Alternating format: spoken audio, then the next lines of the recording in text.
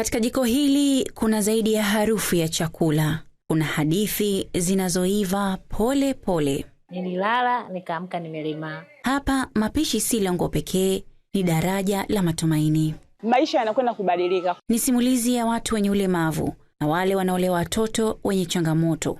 Na nyuma ya safari hii, kuna mtu mmoja aliyebadili changamoto yake kuwa mwanga kwa wengine. Mama Zena aliniwezesha mimi.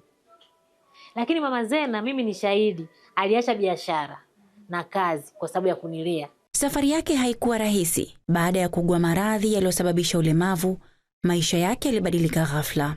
Nikapelekwa shule, Jeshi la Wokovu. Pale ni boarding, ni watu wenye ulemavu peke yake. Pale kwanza, mbali na elimu, nikafundishwa pia kukubali ulemavu wangu. Kwa hiyo tunalelewa hivyo mpaka nikamaliza pale, nikaenda sekondari. Baada ya sekondari Jangwani, nikaenda college. Lakini mapenzi yake kwenye upishi hayakuwahi kufifia. Baba na mama wameshakufa, miaka inaenda. Lakini mimi najua kupika, na nyumbani nikipika chakula, yani watu wao wanauliza, nani kapika hiki chakula? Wengine hadi hawaamini, wasema Zena hawezi kupika hiki chakula. Kwanza huyo na deka hawezi. Kwa ile ndio ikanifanya mimi niingie rasmi kwenye hii biashara ya chakula. Aligundua kuwa simulizi yake si yake pekee. Ndipo alipoamua kuanzisha mafunzo haya, wapa nafasi ya kujifunza na kujitegemea. Kwanza mimi ni mtu ambaye nilikosa ajira. Lakini kwenye kukosa ajira, nilikutana na watu wenye ulemavu wengi ambao tunafanana changamoto moja. Wengine wakajikatia tamaa kabisa. Wakawa tu wananipigia zile simu, wananishauri, twende sehemu fulani tukaombe.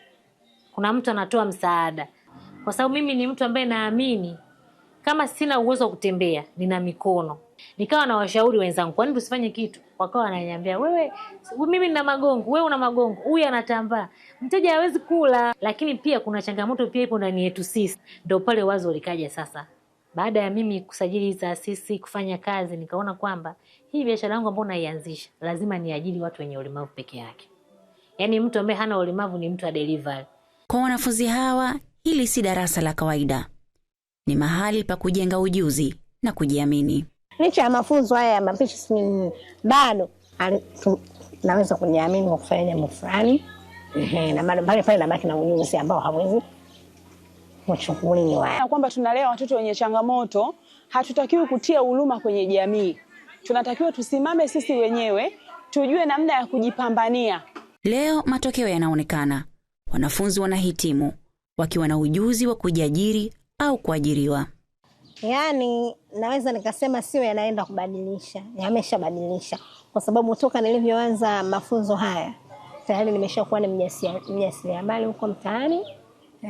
Bado natengeneza vitu mbalimbali, vitafunwa nini kuniingizia kipato. Kwa baadhi hili ni darasa la mapishi, lakini kwa wengine ni mwanzo wa maisha mapya. Kwa sababu hapa wanajifunza kujiamini kuwa ulemavu hauwezi kuzima ndoto. Sauda Hussein, Azam News.